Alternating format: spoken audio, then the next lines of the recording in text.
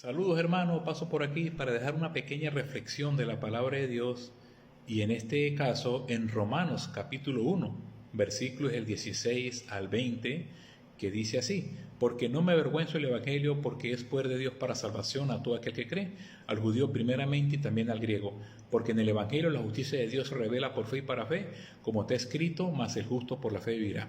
Porque la ira de Dios se revela desde el cielo contra toda impiedad e injusticia de los hombres que detienen con injusticia la verdad. Porque lo que de Dios se conoce, Él es manifiesto, pero Dios se lo manifestó. Porque todas las cosas invisibles de Él, su eterno poder y deidad, se hace claramente visible desde la creación del mundo, siendo entendida por medio de las cosas hechas, de modo que no tiene excusa.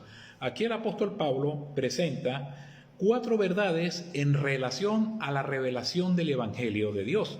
Cuando hablamos o cuando definimos la palabra evangelio, significa las buenas nuevas de Cristo. Y en este caso, aquí el apóstol Pablo presenta 4 razones de esa revelación del evangelio de Dios. La primera, porque es poder de Dios para salvación. Y aquí la palabra poder en el griego es dunamis, que hace referencia a un poder inherente, explosivo, a un poder divino que tiene la capacidad de transformar. En este caso, transformar el corazón del hombre que está muerto en delitos y pecados en un corazón nuevo y regenerado para salvación.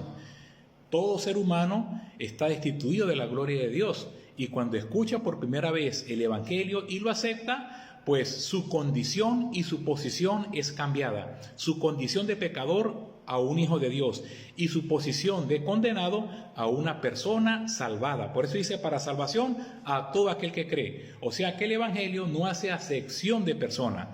El evangelio es tanto para religiosos como para paganos o para no religiosos y para ateos. Por eso dice al judío primeramente y también al griego, porque todo ser humano, independientemente de su condición y de su religión, si no tiene a Cristo y si no ha sido transformado por el evangelio, está muerto en delitos y pecados, y ese es el poder del evangelio, un poder para transformación y para salvación.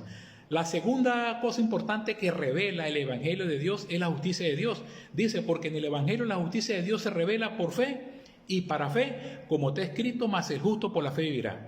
Todo ser humano que no tiene a Cristo trata de justificarse delante de Dios y trata de demostrarle que Él no es tan malo como la palabra de Dios lo dice. Pero cada vez que el ser humano trata de justificarse delante de Dios practicando buenas obras, como dice el libro del profeta Isaías 64:6, si bien todos nosotros somos como suciedad y todas nuestras obras como trapo de inmundicia, la única justicia que acepta nuestro Padre Celestial es la que abrazamos por fe, aceptando el sacrificio de Cristo. Dice Romanos 3:24, siendo justificados gratuitamente por su gracia, mediante la redención que es en Cristo Jesús, Señor nuestro. Entonces, la segunda cosa que revela el Evangelio es la justicia de Dios.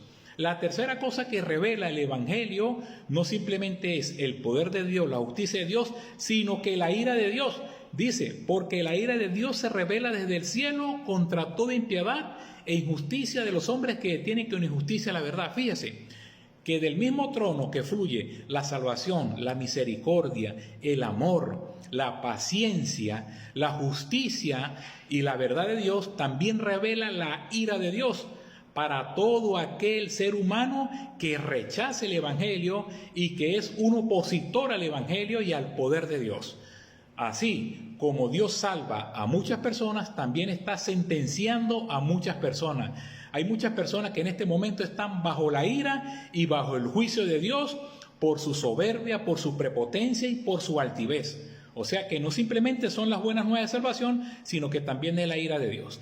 Y lo cuarto y último que revela el Evangelio no simplemente es el poder de Dios, la justicia de Dios, la ira de Dios, sino que la persona de Dios. Dice, porque lo que de Dios se conoce, le es manifiesto, pero Dios se lo manifestó, porque todas las cosas invisibles de Él, su eterno poder y deidad, se hace claramente visible desde la creación del mundo, siendo entendida por medio de las cosas hechas, de modo que no tiene excusa.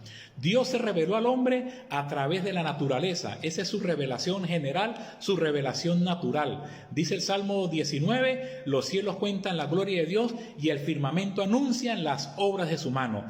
Todo ser humano es un ser que porta la imagen y semejanza de Dios. Es un ser inteligente, dotado de una razón y de una conciencia que le dicta y que es testigo de que es un ser racional, pensante, sabe de que vive, sabe de que va a morir, pero sabe que con la muerte no acaba todo, y también sabe que hay un Dios todopoderoso. O sea, que los ateos, aquellos que niegan académicamente la existencia de Dios, no tienen ninguna prueba, ninguna argumentación para negar la existencia de Dios. Ellos niegan a Dios no por falta de evidencia, sino porque han decidido creer que Dios no existe para vivir su vida natural hasta la muerte.